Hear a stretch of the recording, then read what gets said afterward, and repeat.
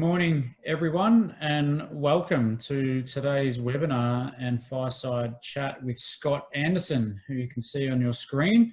Scott is a mechanical engineer and entrepreneur, and is also a co-founder of Space Tank CoLab, which is a makerspace that we very much love spending time at in Coburg in Melbourne. Today we're going to be talking everything engineering. So I hope there's a lot of excited engineers joining us today, and we are particularly going to focus on starting and launching a career in engineering in Australia. I am Jared Holland and a co-founder at Outcome.Life, and also on your screen is my business partner, Dominic Saporito. Hi, Dom. Hello. And the other gentleman you will see there is Scott Anderson. So hi, Scott, and thanks for joining us. Morning. A little bit of background on Outcome.Life, but we're a business that Dom and I founded several years ago now to help international students with career-related employability. And we do that through networking events, facilitating high-quality internships, running industry-based projects. We run a startup pre-accelerator for international students. And we have, over the last 3 years, really become a specialist in engineering. It's a space that's very popular. There's a huge demand in Australia for engineers, but it is quite a challenge in making that leap to getting that graduate role as an engineer. So we very much enjoyed getting into the engineering space. We do, for anyone who's been in webinars before, you will know that we love to answer your questions. We want to make this as specific for our audience as possible. So in the chat function at the bottom of your screen, if you have any questions, please put them in there. And in the meantime, if right now you could even put in the type of engineering that you are pursuing. So it's mechanical, chemical, industrial, civil, construction management, whatever it might be, throw it in there, because we will try and tailor the conversation around what you're all studying. I would next like to acknowledge Study New South Wales. Study New South Wales has made this webinar series popular, and it's been an absolute thriving success in that the people registering every single webinar is just going up and up, and getting some amazing feedback. So we do thank Study New South Wales for making this possible. It just really shows that bridge from your degree to getting a job is something that's on the mind of lots and lots of students and graduates. And the advice that we've been able to offer with the guest speakers we're bringing on has been really valuable. For those that don't know, Study New South Wales is an organisation of the New South Wales government that was brought together to support international students studying in New South Wales. And one of their key pillars really is to ensure that the experience of international students in New South Wales is a really valuable and a really top quality experience. And the team at Study New South Wales, since COVID started, has just been working relentlessly to make sure that international students are supported. So today, amongst other things, we're going to explore what career options exist for engineers. It's actually broader than you think, and we will talk about that with Scott. It blew my mind how many different roles engineers could actually go into.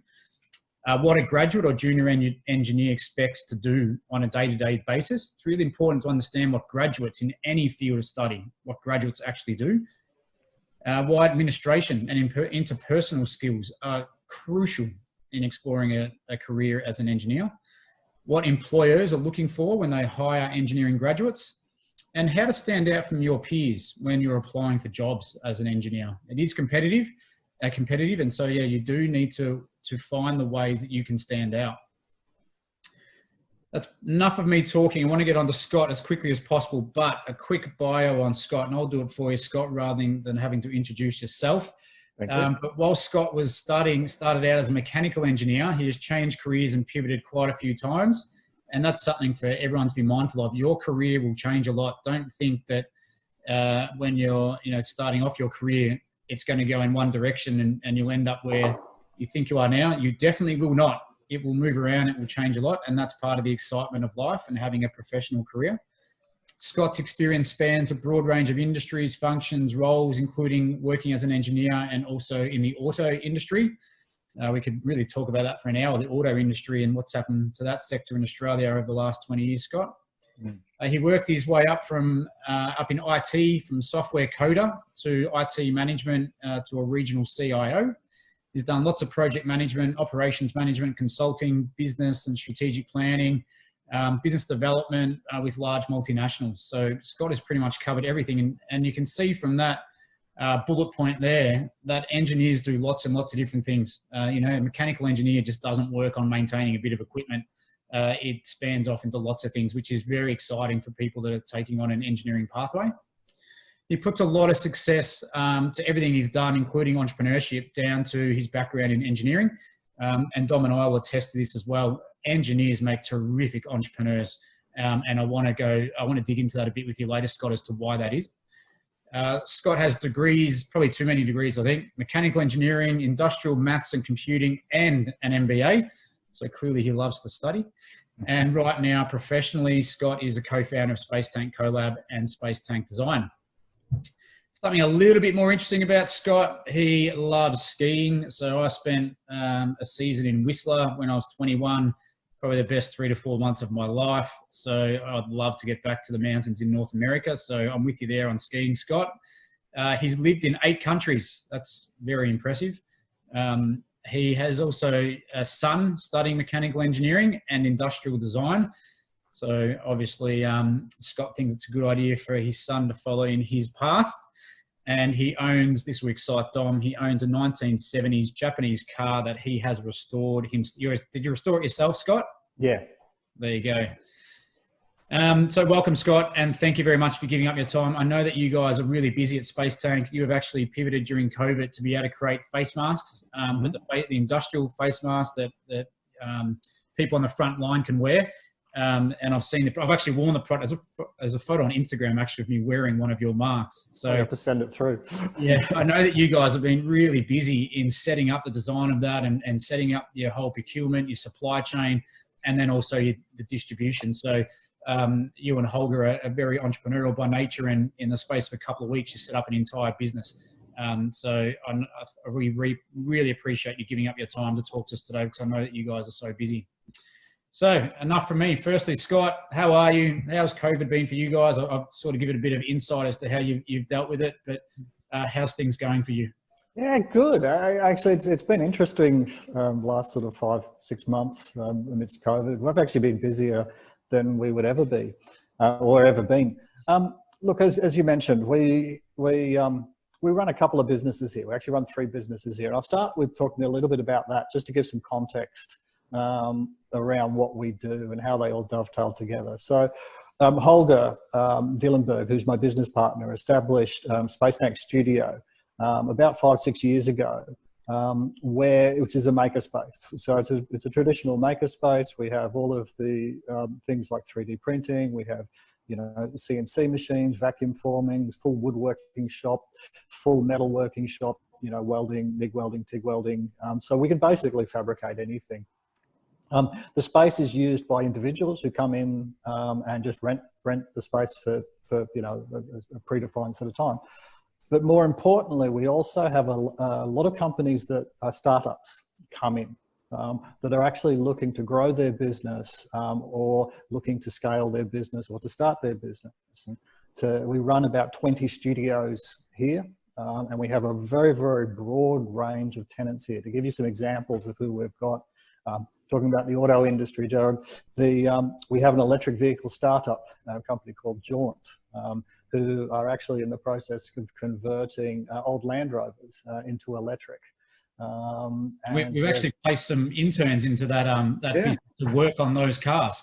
Yeah. Oh, okay. Yeah, and they've been really successful. They've delivered their first 2 or 3 cars, and they have a pipeline of about 20 vehicles to develop. And they're doing, you know, the quality of the engineering, the quality of the work that they're doing is really phenomenal. Some other examples, we've got a 3D printing business that's running from here that's doing both FDM and resin printing. And actually they're in the process of building themselves a massive 1 meter by 1 meter FDM printer. Wow. We've got a knife maker, we've got jewelry makers, we've got furniture makers, you know, electronic startups, and engineers for creatives organization. Yeah, so a real range of of skills and capability that make use of the space. So that's the first part of the business, is the Space Tank Studio. The second part that you mentioned, which is a little bit on hold at the moment, is the CoLab. And CoLab is really designed around education and experience. So providing students, generally engineering interns, with real world experience. So running them through a structured program that gives them hands-on skills at prototyping, hands-on skills at developing products. But it's a human-centered design. It's focused around human-centered design. So really helping them to empathize with the customer, empathize with the person that you're building the solution for or creating the solution for. So we focus very, very much on that design process. The products that we're developing are a combination of our own products, but also third-party organizations that come to us with ideas and say, look, we want to develop this product. So we've got a couple of different projects on at the moment, mainly in the aged care and disability space. And the third part of our business is Space Tank Design, which is where the face shield that you mentioned fits into. So we basically, this is where we spin up our own products and develop those, leveraging the capabilities, the tools that we have here, but also our network to develop these products. And you're right, we've been flat out with the face shield. We pivoted the organisation when we found out that the CoLab was sort of being put on hold due to restrictions. We decided to see what else could we do that would make a difference. And so we developed a unique face shield design. We've got one here. It's probably going to be really hard to see on the camera, but you've seen them, Jared, haven't you? And Dominic, I don't know whether you've seen them. I don't think so. On it. They're basically a single piece design. It looks really, really simple, but simple things can actually be quite hard to develop. There's a lot of origami involved in this, a lot of fabrication on it, but it's been really successful. We've sold over 20,000 of these face shields in the last few months.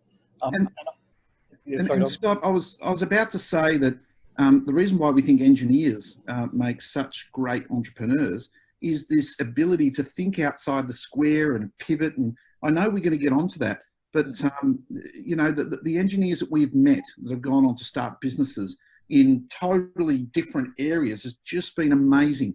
And for whatever reason, engineers make great entrepreneurs. So we really encourage anyone out there that ever wanted to start their own business, please do. Worthwhile. Yeah, I think, you're right. I do think engineers make great entrepreneurs. And I think part of that is pretty simple. And this is probably typecasting it a little bit, but engineers generally love problems. They love solving problems. They love improving things. They're never happy. They're always tinkering with stuff, trying to make it better. But I think that the skills you learn through engineering as well gives you, some discipline and some structure in your execution. So I definitely think they make great entrepreneurs. There's some gotchas there though for a lot of people, and I found myself in this situation as well. Engineers can be perfectionists. I am, and so the warning would be don't let perfection get in the way of execution. Wonderful. Near enough is quite good enough. And then also, as an engineer, we can be quite introverted and internally focused. So I would encourage you to talk to people and to listen to your customers, and hence the whole human-centered design. Excellent. Well, we're going to get into a few questions by the audience and also some questions that we had prepared. But just to let you know, I've just made a bit of a list of all the different types of engineers, and this is interesting. Sustainable, civil, electrical, electronics, mechanical, mechatronics, automotive, chemical, biomedical, construction, materials. Wow, that's an incredible list of different types of engineers just in our audience out there. So we'll keep that in mind as we go through the questions. Yeah, and this is one of the interesting things is engineering is a very, very broad field. So just finishing off with the face shields, we've been really surprised at who we've been selling them to and who needs these. It's ranged from high street retail stores like Tiffany's, all the way down to social and disability organisations like Salvos, the ATO, basically a massive spectrum. So, you know, I think one of the important things in this particular time is to stay positive, stay optimistic, and look for opportunities. Fantastic. Thanks, Scott. I do want to quickly go back into your history because, you know, there's a lot of people on this listening now that are at the start of their journey, you know, or early in their journey, and you're only, I think you're at the start of your journey too, by the way, Scott. But let's still go back a little bit. Just talk us through your career, and even to the point of when you were young. Did you want to be an engineer? What got you excited about engineering? And then, you know, a quick history of from that point to where you are now. Yeah, so do you want me to take a 30-year career history and put it down to 2 or 3 minutes? Yeah, I'll give it a go. 45 seconds. Oh, okay. Oh, thanks. You're generous. Look, I label myself as a maker, you know, and for me, a maker is somebody that's always designing stuff, always building stuff, always trying to figure out how things work. You know, so that's the first thing. Secondly, look, my dad was an engineer, and he like, you know, I followed in his footsteps. He was always building stuff and making stuff. And from a professional perspective, it was also good to him. You know, he managed to, he was quite successful as an engineer. Look, but at the age of 18, 19, 20, I had no idea what I wanted to do. You know, you could argue, I still don't know. You know, my career's changed so many times. I chose engineering a couple of reasons. It was the most attractive option, and I really didn't see too many other options that were, you know, attractive. I didn't want to go into medicine. I didn't want to be, you know, I didn't want to do accounting. I didn't want to do business studies. You know, at that particular time, it was a good option. And I knew that it would, that bit of paper opens so many doors, and that was really important. In terms of a career, like you mentioned, I started, my first degree was Mech Eng at UTS in Sydney. It was a sandwich course, so it was a 6-year degree, you know, long by today's standards, but it was blocks of 6 months of studying, 6 months of work, 6 months of studying, 6 months of work. So it was this interweaved program with like mini internships or 6-month internships in between. And so the practical skills that it gave me when I finished that degree was, you know, I had some really good real world experience. The downside of finishing a degree, you know, sort of in the late 80s, yeah, I'm showing my age, is that engineering was pretty dead in Australia at that time. You know, the demand was low for engineering. I worked as an engineer a bit. I worked in the auto industry for a while, but that was also, you know, going downhill as well. And I got more interested in technology studies, and that opened up opportunities to do project management. As you mentioned, Jared, started out with IT coding, IT consulting, got into business process re-engineering, once again, leveraging those engineering skills of problem solving, you know, structured disciplines approached, worked my way up the IT organization. And then I got to the point where I realized technology, less interested in the engineering, but at that particular time, more interested in how they could both help business succeed, how they could help solve problems, how they could actually make a difference. And that's when I flipped again. I did my MBA, and then that facilitated a career change again, and I moved into business strategy, lots of project management, implementing a lot of engineering practices into organizations, did quite a lot of Lean Six Sigma work, process optimization, you know, a lot of data-driven analysis in organizations. And then, you know, at that time, you know, a few years ago, I was living in the US, so I was managing an operations and technology team of about 400 or 500 people across 6 countries across the globe, and realized I really wanted a bit of a change. So, you know, I went back to my engineering roots. And so I partnered with Holger, and we established these 2 businesses, the CoLab, you know, for the education and experience, and Space Tank Design to do product development. Fantastic. And I think what I love about your career, Scott, which is the same as everyone we speak to, it has bounced around all over the place. Mm-hmm. And the reason why that's important for graduates to understand is that we do meet a certain percentage of graduates, not huge, but enough where they're very, very specific about the role they must get straight out of uni. Yeah. And so niche. And sometimes we got to almost plead with them saying, don't stress so much about the first role you get. Your career is going to go all over the place. But if you're too narrow-minded in your first role, you are cutting yourself off from all the opportunities that's in front of you. And you're the perfect example of that. Like, you just got to get in the system and then let your career unravel after that. But don't be so fixated. Yeah, look, I think you're right. No, one of the analogies I talk about is think about your career as a compass rather than a GPS. Broadly, you should understand where you want to go in your career. Do you want to end up in management? Do you want to end up, in this particular area? But don't sweat too much around what that first step looks like. I would argue that take whatever gets you one step closer to that, compass direction, and it could be slightly different. A couple of things will happen. One is you'll gain skills as you go along. The second thing is you'll start to reevaluate whether that is the direction that you want to go in. And you make steps through an organization, and you can step across organizations. I mean, the average tenure in jobs these days is, probably 3 years. It depends on the type of organization. So there's plenty of opportunity to pivot and change as you go through your career. And stay positive and stay, continue to learn. And hopefully we'll have a chance to talk a little bit more about that later. Yeah. You mentioned as well that you did 6 months sort of learning, 6 months in a business, and for 6 years. Now that's going back 30 years ago, right? Yeah. It amazes me now how many qualified degrees don't have any work placement component.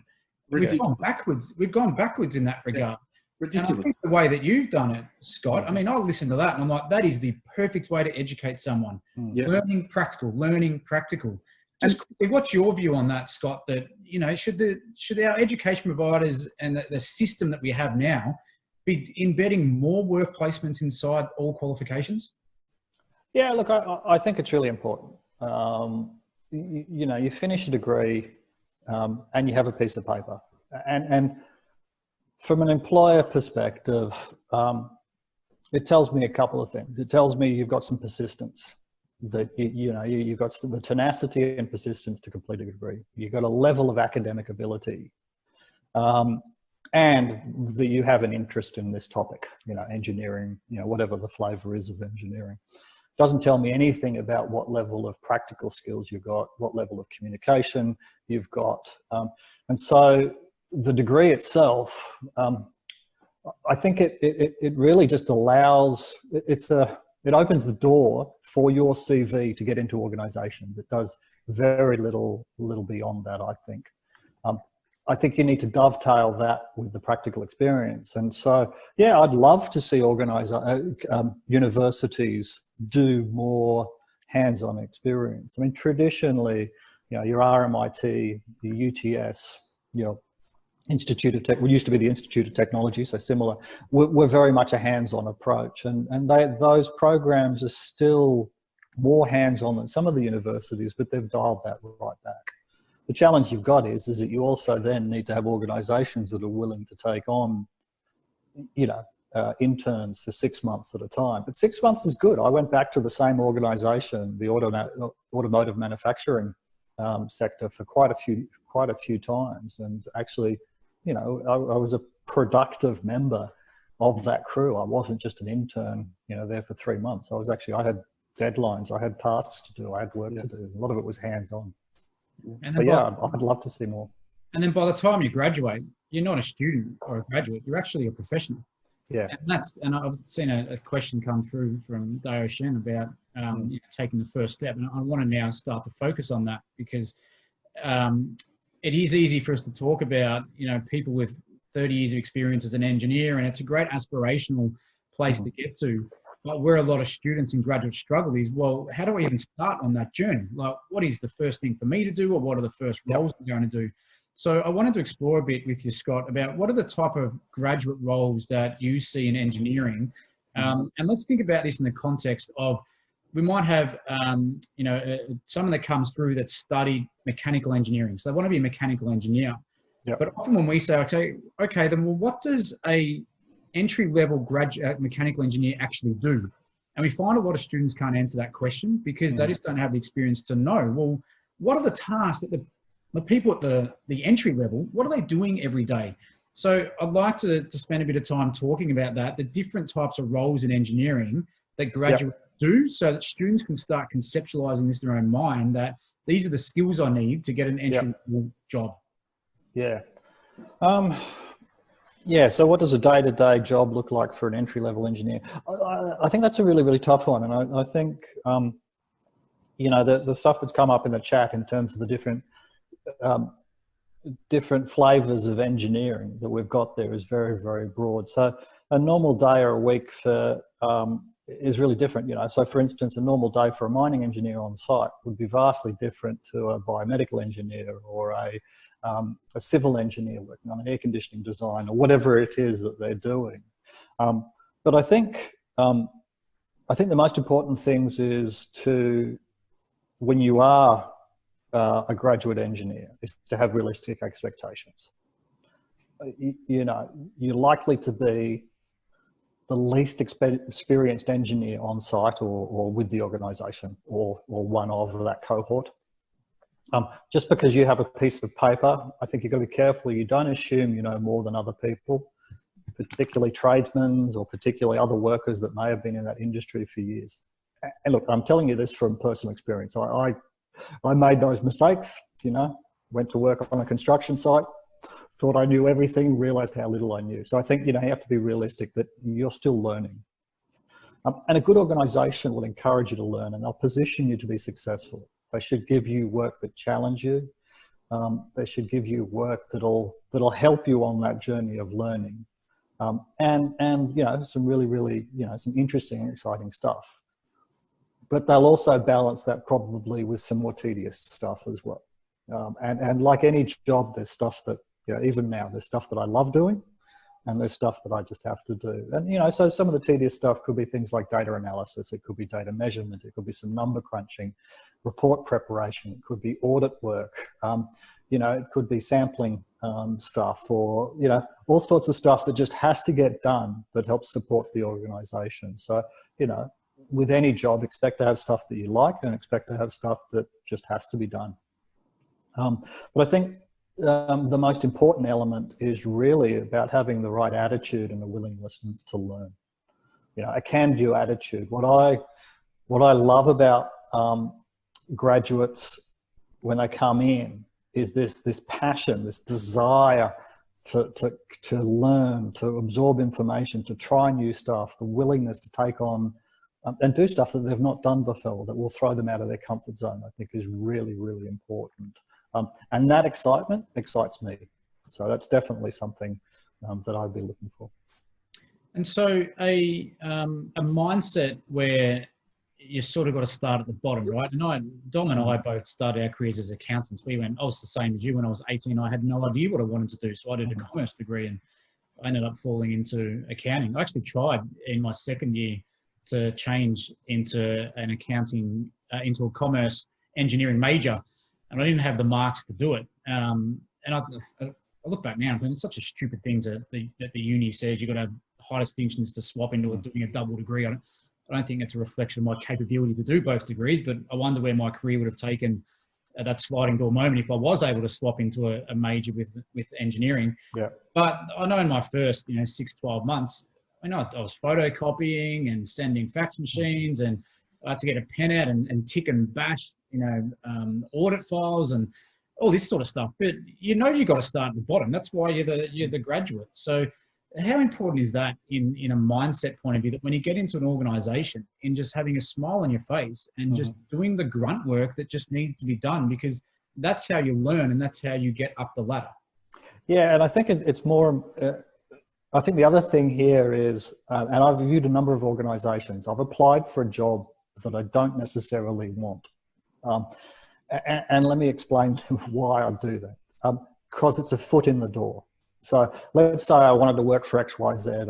I think I love what they do. You know, XYZ is fantastic. They do some really, really interesting stuff. You know, I take a job that may not be exactly what I want to do, but it's a foot in the door. And then when I'm in that organization, I can start to network. I can start to understand the organization better. I can create connections. Internal job postings.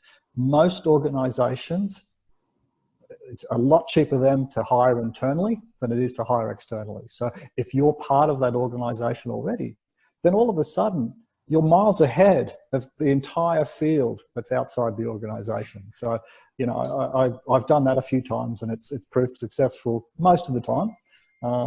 But that willingness to, and the other thing is the willingness to stick your hand up. If somebody says, oh, I'm looking for somebody to do this, or we need to do this, stick your hand up and say, I'll do it. And I think that really bodes well then for the right attitude, the willingness to take on new stuff. So there's a couple of things there that you mentioned, Scott, that we, you know, carry on about all the time, and it's great to hear it from you, someone that's had your experience. But number one is attitude. Not once have you mentioned anything about skills. Not once. Yep. So this thing that, you know, to have a positive attitude and to go in there and be happy to help and do whatever's asked of you, obviously is way up there compared to the marks that you got, the skills that you know, all that type of thing. Is that right? Yeah, definitely. Look, you can teach skills. You can't teach attitude. I mean, that's the old adage, you know. So for me, that trumps all. And look, you know, that, like I said, that bit of paper tells me you've got certain capabilities, but you're not going to know our internal processes. You're not going to know our specifics of how we do a particular design. You may not even know the specifics of the software that we do. Let's, you know, take a CAD software. You might be using Rhino. You know, the organization might be using Fusion or AutoCAD or SolidWorks or whatever. You may not know that, but you'll know enough. You know, I know that you've got a base level of knowledge. I know that you could transition from SolidWorks to Fusion if you need to. It would take a little bit of time, but I'd expect you to learn that yourself as well, and you know, and to spend some time on your own developing those skills. And we'll talk about self-learning a little bit later. But the other one that you mentioned that is a favourite of mine, and I know it is of Jared's as well, is that just by getting in an organisation, the main thing you get is connections. Yep. And that's great that you mentioned internal postings, because it is. They say it's 6 times harder to recruit outside of the organisation than in an organisation. Yep. And is it any wonder that so many of our interns at the end of their internship get offered jobs with their current employer because they've just spent 12 weeks interviewing them? Yes. And we can always tell who's going to get a job and who isn't going to get a job, because it's always those with a good attitude. It's never the ones that got the best marks. It's the ones that were happy to do anything they were asked to do with a smile on their face. Go to lunch with people, go to Friday night drinks, really connect with people on LinkedIn. And there's a few people here that have asked to connect with me on LinkedIn and with Jared. You are welcome to, but please send me a personal note. Something very small, something like, you know, hi Scott or hi Dom, you know, thanks for, you know, what you spoke about today. If you don't send that personal note, I'm not going to connect with you. I'm just not. There's too many people out there. So attitude, networking, incredibly important. And you can get that, you know, by doing the internship, of course. Totally agree. I think it's, you know, particularly if you're joining a large multinational organization, you know, through my career, I had a broad goal, as an example. I had a broad goal of that I wanted to go and work overseas. And so my filtering process for choosing an organization to work for is that they had to be a multinational client that had offices in different locations so that I could get my foot in the door of that organization, and that it would lead to a posting overseas. And it did. I ended up transferring over to Hong Kong with them a couple of years later. Okay. But I think as the very, very first role that you did as part of your degree, did you have that in mind at the time? Because broadly, you know, coming back to this GPS and compass analogy, I knew that I wanted to go back and work overseas. I was fortunate enough as a child to do a lot of traveling with my dad. Yeah. also an engineer that had postings in different countries. I loved that. I wanted to give my son some of that experience. And so I broadly knew that's where I wanted to be. But the time horizon for that was sort of, 6, 7 years. It was a long way away. But it was also, I had to balance that versus what I wanted from the actual types of roles that I was looking for as well. Yeah. Scott, you did reel off some software before, and for anyone that's not an engineer, you'd probably think, well, what the hell is all that stuff you just talked about? And let's go down this rabbit hole now, because it's really important, and it's something that Dom and I emphasize all the time, in that you must know the software of your industry, and ideally for any job you apply for, you want to know the software that business uses. And you can easily find that out, because you can easily find someone that works in the organization and find out, what is their, do they use AutoCAD, or do they use SolidWorks, or some of the other software you mentioned before? So I just wanted to ask you, first of all, do you agree that knowing the software in the industry is extremely important? Secondly, I don't think it's up to the universities to teach it. Students need to do this in their own time. Mm-hmm. And thirdly, how can students start learning the software that engineers use, in their own time? How do they do it? So a couple of things. I think attitude is more important than the software. Coming back to what we were saying before, I think having some skills in particular software packages, like the degree, may help open the doors. I do think it is important. I don't think it's the be all and end all. The specific software, look, like I said, I can teach skills. I can't teach attitude on it.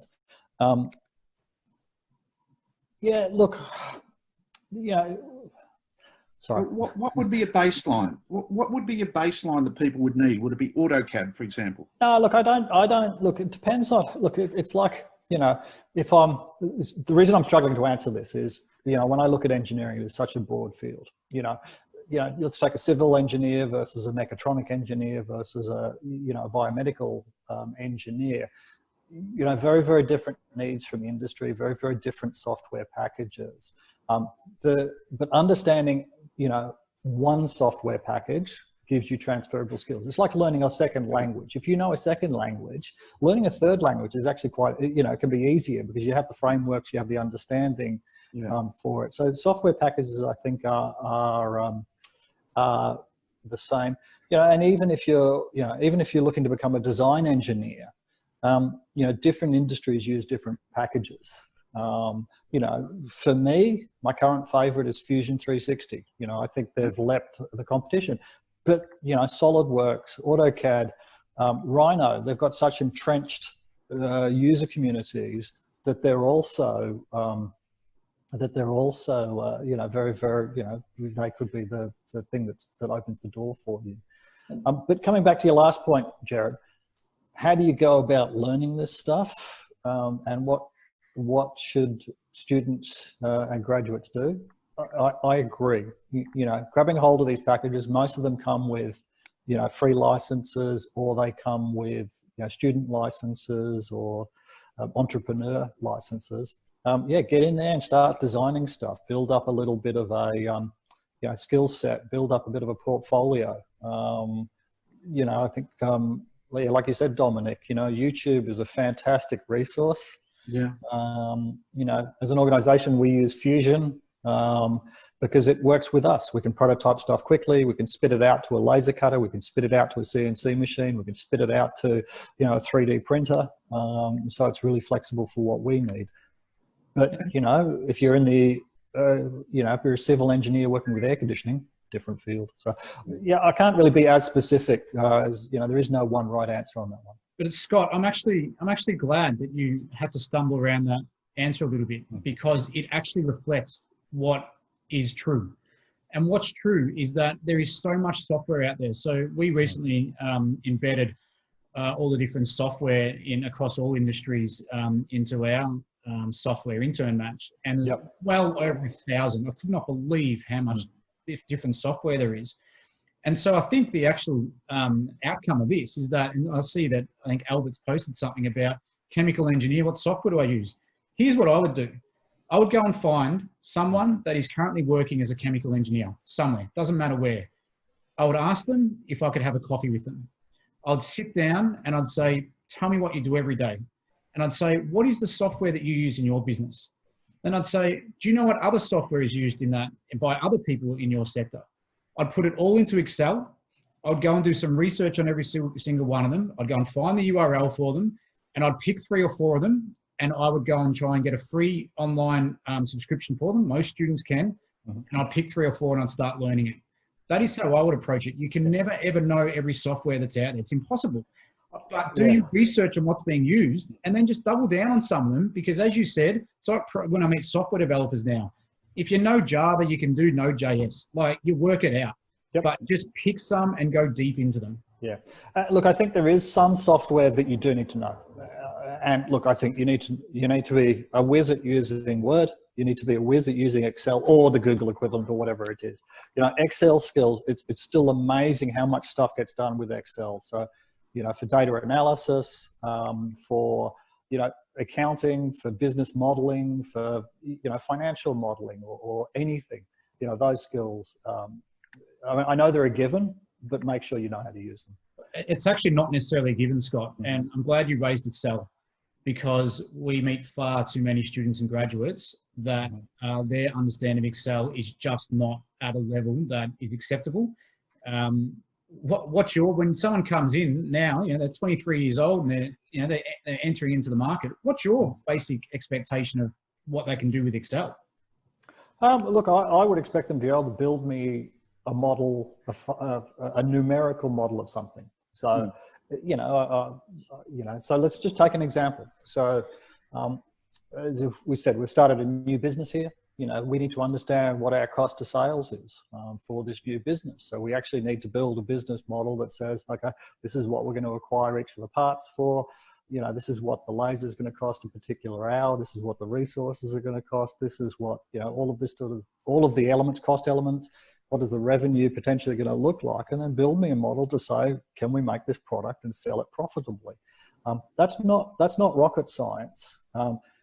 It's not necessarily accounting, but it's just understanding enough of the model. They should be able to do that, and then should be able to graph that as well and show me where's my return on investment.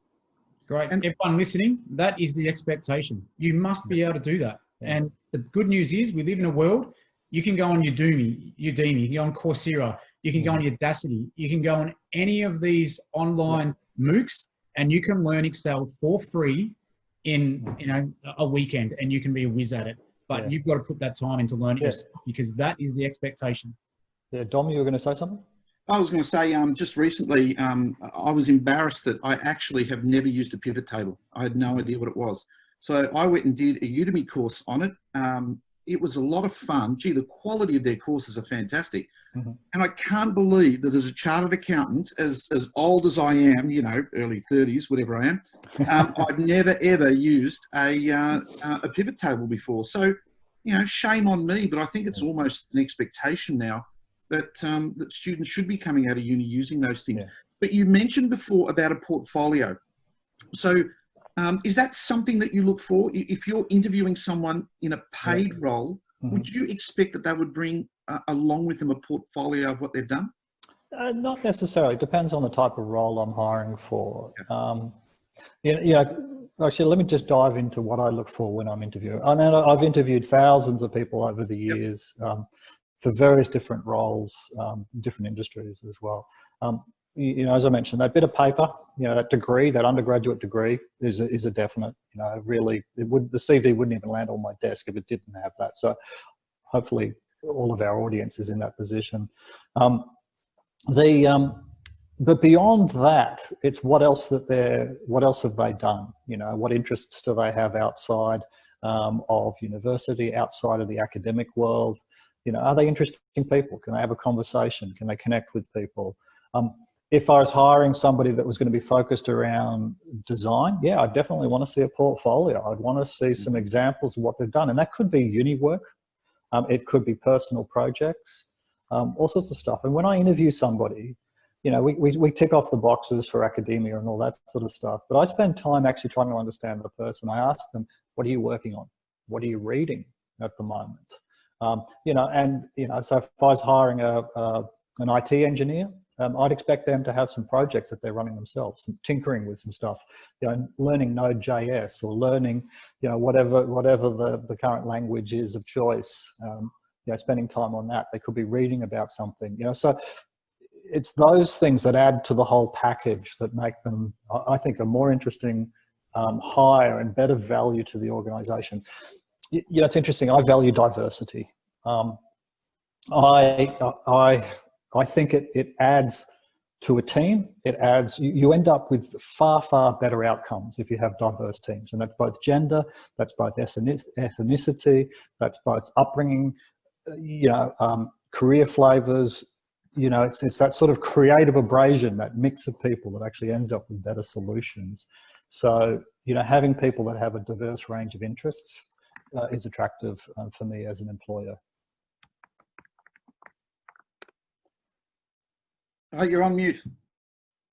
I love that you have mentioned diversity there, Scott, because we do meet a lot of international students that find it more difficult to get roles, and I think because they weren't born in Australia that they are at a disadvantage. But there are a lot of businesses that think the way you do, that actually embrace diversity, and it becomes age, disability, ethnicity, sex, the whole lot. Yeah. And businesses are now really looking for diversity. And I think that creates opportunities for international students because they come from a different background, they have different mindsets, and there are businesses that are specifically looking for that. So I really like that you have raised that because I think it gives confidence to a lot of international students. A lot of our businesses too just couldn't care less. They just want someone that can add value to their business. They don't care where you come from or whether you're male or female. They just couldn't care less. They just want someone that can add value. And I can tell you now, and this is something I experienced. I went to a meetup and there were two software engineers there, and they were a couple, a guy and a girl from Afghanistan. And I asked them, what were they doing there? And they said they're both there because it was a Flutter meetup. And I said, oh, they're Flutter developers. And they said, yes. I said, good, show me. The guy, of course, goes, oh, new phone, blah, blah, blah. Couldn't show me a thing. The girl dragged her phone out and said, sure, I've got 4 of them. Which one would you like to see? Who do you think will get the job? Yep. That's what I mean. It's attitude, it's being prepared, it's, and who cares where you're from, as long as you can add value. Actually, you raise an interesting point. We talked a little bit before about the importance of networking. I think it's also important to have your elevator statement there, prepared. And it's the same with, if you're an entrepreneur pitching a company, is when we talk about an elevator statement, it's basically, who are you? What are you trying to do in, the time between the elevator doors closing and the elevator doors opening? So 30 seconds, that sort of thing. So really understand, when you meet somebody, this is what I am, this is what I do, this is what I'm looking for, and being really specific about that, because that'll open up doors. They might say, oh, I can't help you, but I do know somebody else that you could talk to, have a chat to this person. And I think that's really important. And a big mistake that internationals make, because, education for a lot of internationals is the most important thing where they come from. But people don't care in Australia. They don't care what university you come from. No, I don't. Yeah, I agree with you on that, but it's that baseline that you have to get to before you can do anything else. Sorry. And that is true. However, but when I ask a lot of students, tell me about yourself, they say, I'm studying mechanical engineering. Well, how about you say, I'm a mechanical engineer that loves to repair machinery to make sure the productivity is as high as it can possibly be. That's a far better statement than saying that you're a student studying. And so I think international students often don't do themselves any favors when they introduce themselves and forget about the student bit. Tell them, I'm a civil engineer and this is what I do to bring value to customers. That's how to get people's attention in a short period. And look, it's hard if you don't know what you want to do. It's hard to define what you do. But you do raise a good point there, Dominic. I think one of the other skills we haven't talked about is the importance of selling. And I realized early on in my career, I was never going to work as a salesperson. That's not me. I just don't have the DNA for it. I'm not that sort of hunter type mentality that just has to go after the kill, that next sale. But I do realize the importance of selling stuff. And what I talk about here is around communication. So it's the ability to sell your ideas. It's the ability to sell yourself. You know, you could be the world's best designer. You could come up with the world's best solution to a problem. But unless you can convince people that your idea has merit and is credible, you're not going to succeed. So I think the importance of being able to explain ideas, you know, whether that's with words, whether that's visually, and to be able to sell those ideas and convince others is paramount to any career. Absolutely. Yeah. Totally agree. We're quickly running out of time. We've got a few questions. We might go through a bit of rapid fire, Scott. Okay. So I'll ask you a few questions and give us the quick answers so we can get through them. There's, I don't know how to pronounce this properly, but Danu asks, he wants to do automotive engineering. Yep. We don't have a big automotive industry here in Australia. What's the alternative that he can do? Look, yeah, automotive is on the decline, and the closure of the Ford plant recently down here in Melbourne, you know, I think that's, could argue, is the sort of the death knell for traditional automotive. I do think there is opportunities. You know, EV vehicles are definitely growing, electric vehicles. I think there's opportunities around that space to look at. I also think, you know, not limiting yourself to automotive, but thinking more broadly in terms of transport, you know, trains, buses, Right. mining, you know, there's a huge amount of infrastructure there that will also undergo EV conversion as well. So I think there's still opportunities there. They may be niche opportunities, but definitely opportunities. Great. Okay. What about building a career in machine learning and AI? Yeah, actually, that's interesting. We talked a little bit before about Excel, and the important. I also talked a little bit about data and data analysis. I really think data is a key element here. I recently did a short course on machine learning with edX overseas, and it was really interesting. Combination of statistics and IoT and a few other odds and ends. But I've had a passion around data and data analytics. So the other tool that, you know, is well worth having a look at is some of these data analysis tools like Microsoft BI, and then there's a whole lot of other ones as well for looking at that.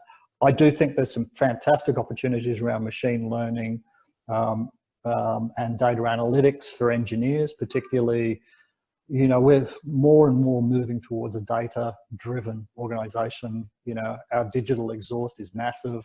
Yeah. And then as we add IoT to all of our devices, you know, and that's both in a workplace as well as an environment, there's just going to be so much more data that we can work with. Yeah, some of the software that we would recommend is for data visualization, Tableau, Power BI, those type of things.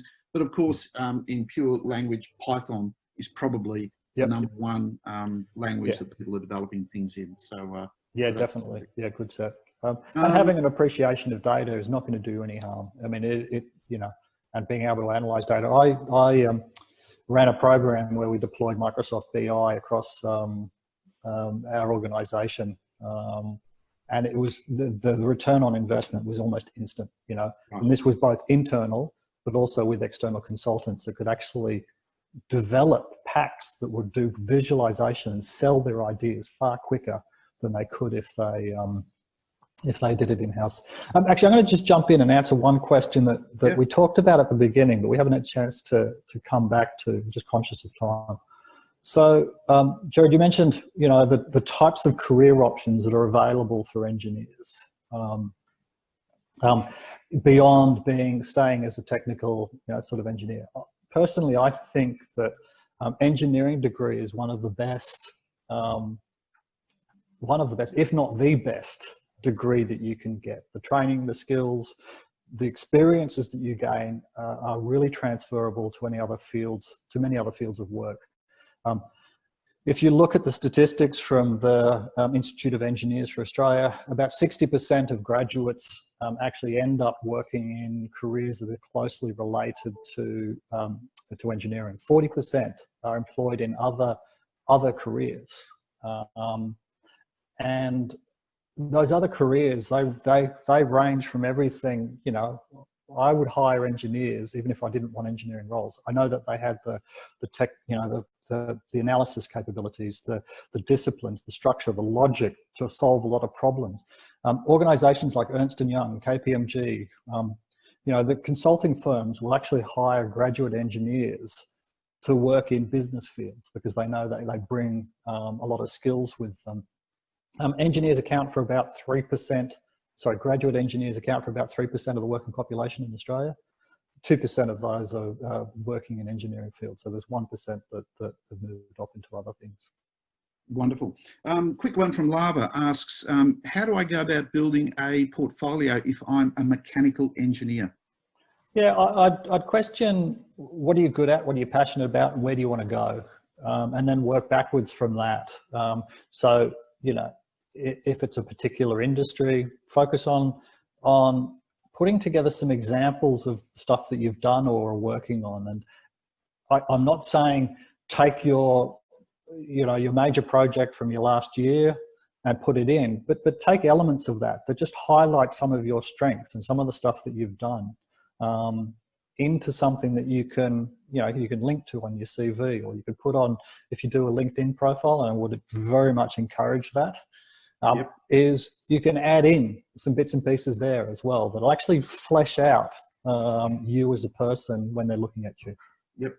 One from the Shnabi, sustainability in Australia. Are there opportunities there? Where can you look for roles in sustainability? Yeah, this is an interesting one. It probably begs a broader question post-COVID. I actually think that the changes that we're undergoing now are going to have some long-term effects of COVID-19. And I think the way that we operate, the values of society, I'm hoping it's going to have a long-term positive impact, you know. Yeah. And we've looked at a couple of things here. One, I think that the manufacturing, I'm hoping that there's a return to manufacturing sovereignty. So we increase the amount of manufacturing. So over the last 20 or 30 years, we've just been pushing more and more work offshore. You know, China, Philippines, Vietnam, India, everywhere. And it was largely a cost-driven exercise. And I think that I'm hoping that we'll see a resurgence of local manufacturing. Yep. Secondly, I think that the values that people placed before, I'm hoping that they will change so that the environment, sustainability become more important. It's tough at the moment when we've got all this PPE that's being just chucked out and going into landfill.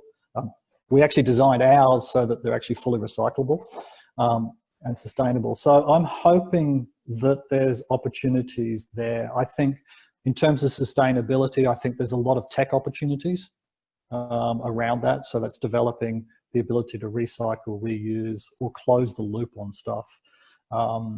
And that's one of the things that we're trying to do as well, is work with local government to see how we can, as a design organisation and as a CoLab, actually influence and make some differences there. But I haven't got specific answers yet. If I did, I'd probably put them down on my entrepreneur list and pursue those.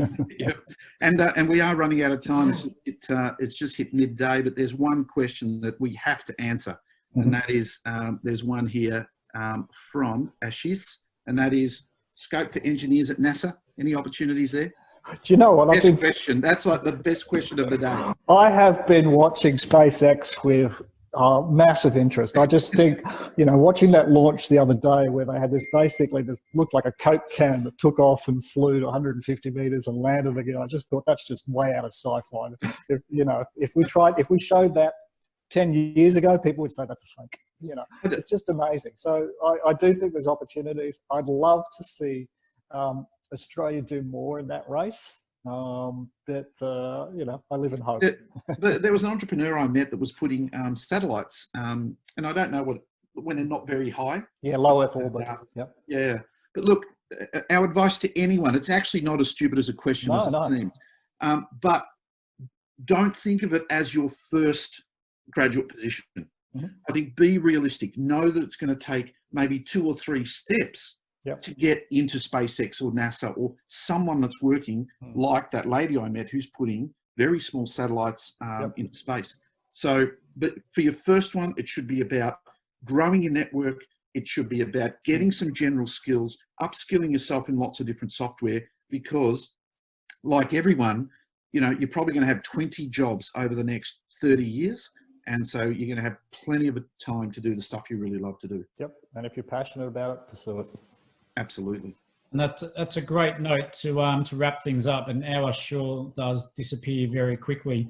And one, maybe just on Ashish to add my little 2 cents to that, is that the South Australian government is spending very heavily into space related programs and products now. So if that is really your passion and you're not currently living in Adelaide, I would really consider about perhaps moving to Adelaide. So there's going to be a lot of people there involved in things to do with space. So when you're at a co-working space, and you know, there's probably going to be co-working spaces in the future in Adelaide, that 30% of people involved in space sort of stuff.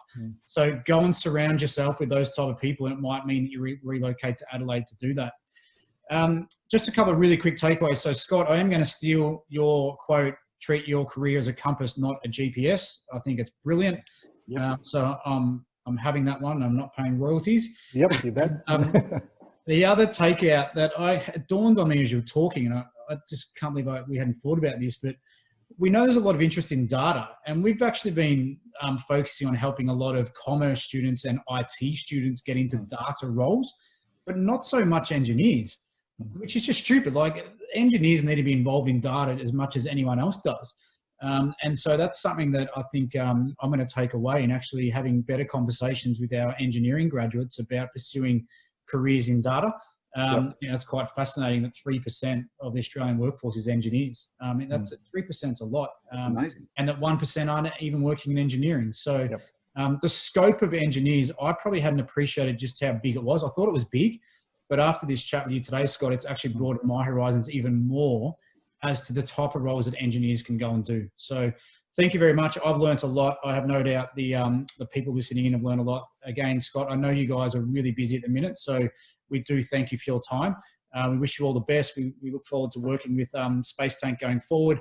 We didn't touch on it yet, but Space Tank, they don't just talk the talk, they walk the walk. They've taken on a number of different interns who are all international students and put them through incredible programs. The feedback we've had from the interns working at the Makerspace at Space Tank has been just amazing. Thank you. So we look forward to working with you further on that in the future, and giving more opportunity to particularly international students who want to be engineers to be able to leverage from the work that you guys do. So thank you again, Scott.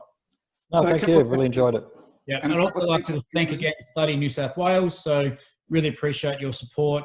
The next, a good lead-in for the next webinar actually is on professional communication and networking. So this is about engineering, but we talked about how important communication was today and the interpersonal skills.